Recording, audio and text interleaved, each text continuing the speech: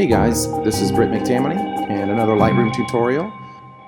I just wanted to go through this beautiful photo I took of my friend's house up in Bethesda, Maryland, just outside of DC.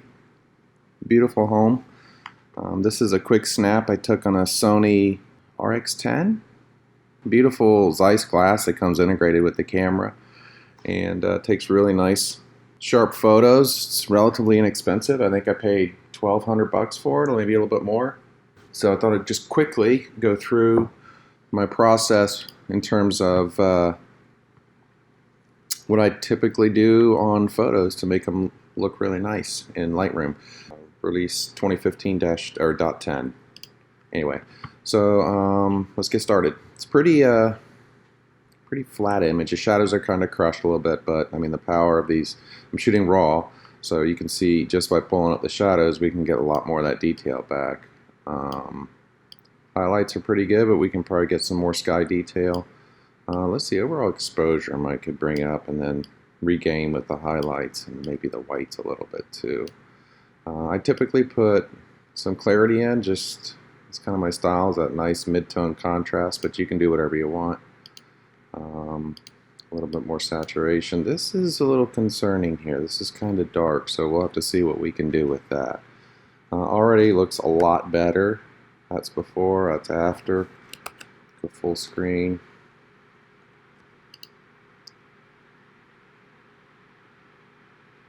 A lot of nice detail in there once the image finally loads. Like I said, these are probably 17, 18 megapixel, so 25 meg files probably. Could go look, but it's not that big a deal. So we'll exit full screen and keep going. Some new controls here in Lightroom I'm getting used to. Okay, I think that's okay, let's go down to sharpening.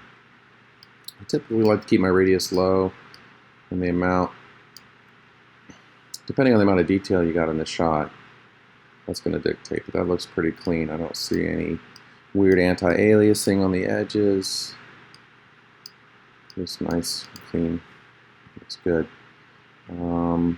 Noise reduction, I believe, if we look here, if you go off the image onto the control section here, it'll tell you some information about the image. So 8mm? Huh, okay, that's interesting. The lens is 24-200, I believe. I'll have to go look at that, but 8mm, interesting that it's reading that. Anyway, shot at ISO 200, f3.5, so shouldn't have any noise problems, so I'm not even going to bother with any kind of noise reduction, which I think kind of reduces clarity anyway. When I say clarity, I mean it's a blurring effect, so it's going to affect the sharpness of the pixels where they interact with each other. Vignetting, I like to put a little vignette. It kind of draws you into the picture, but we'll put a subtle one in here, maybe feather it out a little bit more. Grain is great too. I don't think I'm going to take this into any kind of external editor, so you can apply a little bit of grain here. I wonder if you can kind of see that. You can see here in the clouds a little bit. Once again, this is a personal preference, whether or not you even like to put it on at all, or even if you do, how much you like to put on. I mean, some people like a really stylized look and maybe want a lot of grain, so it's kind of up to you. This little dehasting is I wouldn't say it's new, but it's kind of a neat, kind of adds a little bit of contrast depending on your style. It can kind of give you a little faded look if that's, if you're doing something kind of dreamy, maybe that would be good. I'm going to keep it right about here. Okay, so that's looking a lot better. Let's do before. Come on, before and after. A lot of detail in the shadows brought out. Now, this is a little concerning here. It's a little dark. Overall, the whole bottom side of the photo is dark. So let's go use one of our gradient filters, and we're going to raise the exposure of this lower half of the image. So, gotta be careful of that door. The door's kind of blazing there. Histogram still looks good. Let's see. So that helps a good bit.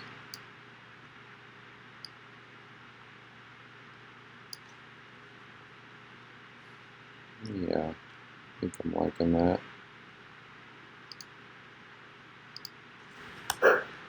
So you can see the difference. Let's maybe lower the contrast down there. Okay. Kind of a new tool that they've added is this radial filter. I guess a few versions ago they added it. So what it allows you to do is kind of highlight regions, and I'm going to invert it. So there's an invert here, so you can affect either what's inside this zone or outside this zone, which is kind of cool. So I want to affect what's inside of here, so I can get a little bit more detail in this door, but we don't want it to look like a spotlight, so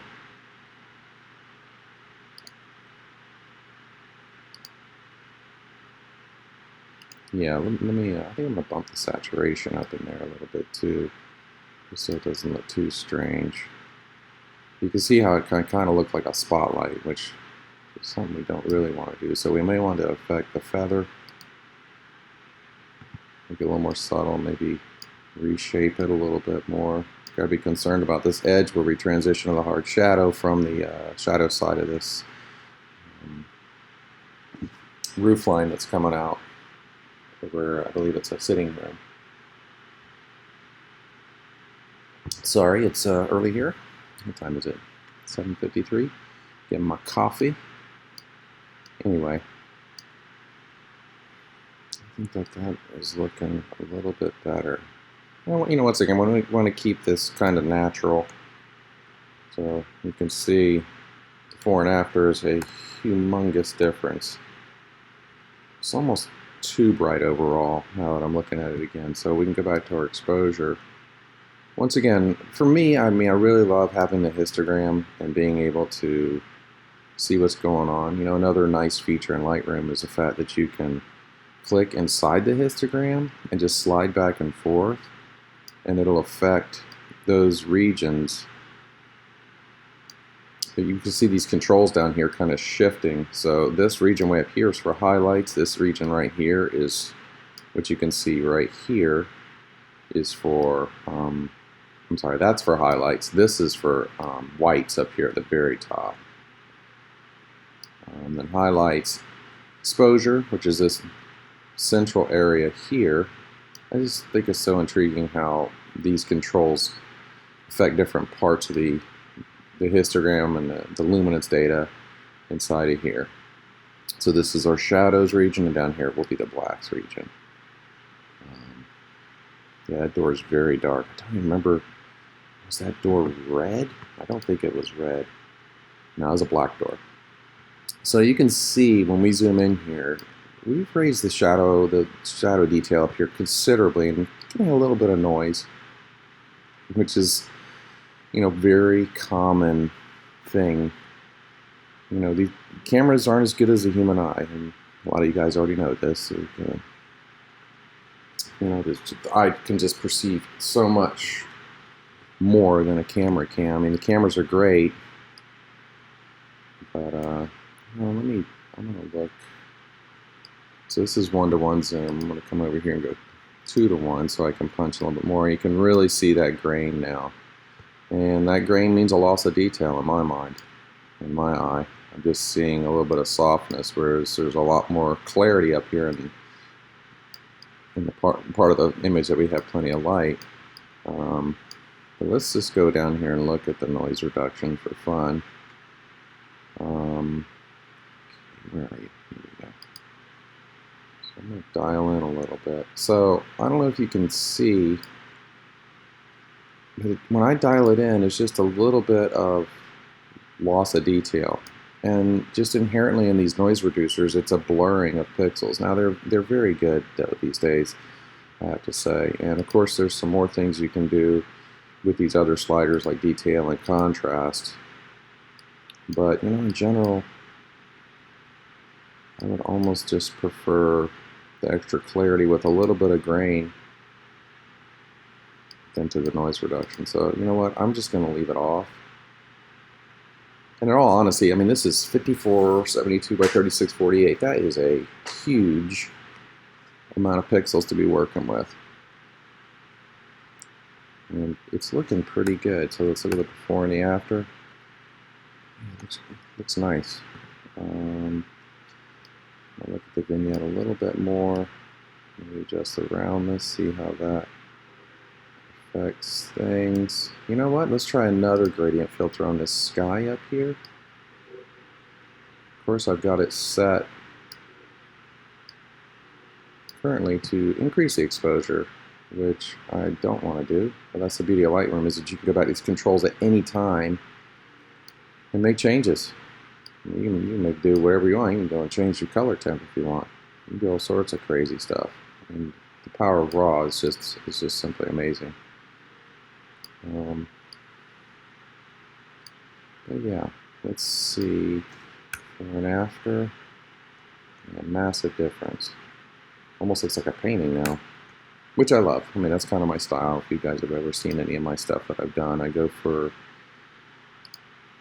love trying to get as much detail in these images as possible. I mean, I always love the realist painters. Just this. You could see things that you couldn't see with the eye once you go back and look at some of these images. Go back to 1:1 zoom. We'll do some before and after here.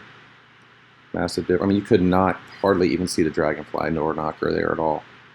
We brought that detail out. Looks nice. And the side here. I mean, yeah, beautiful cherry blossom back here. Very nice. Is that a willow? Looks like maybe a weeping willow back there. Nice. Now, you know, this little section right here is a little toasty, so what we can do is come back and either use our radial filter or even our adjustment brush. And we haven't talked about the adjustment brush, but it's, you know, gives you a lot more control over where you're modifying the image, so you can subtly see that this exposure where I'm painting is coming back in. Of course, we can go a little bit crazy with it here, but like I said, it's just a subtle thing. It's a dappling of light. So yeah, I think that looks a little bit better. Let's go ahead and zoom all the way back out again. Get out of this tool. Before and after again. Let's go full screen. So yeah, that wraps it up for this one. I had a lot of fun. Be sure to like if you enjoyed it, and subscribe if you want to see more of this stuff, and I will see you again soon. Thanks. Bye.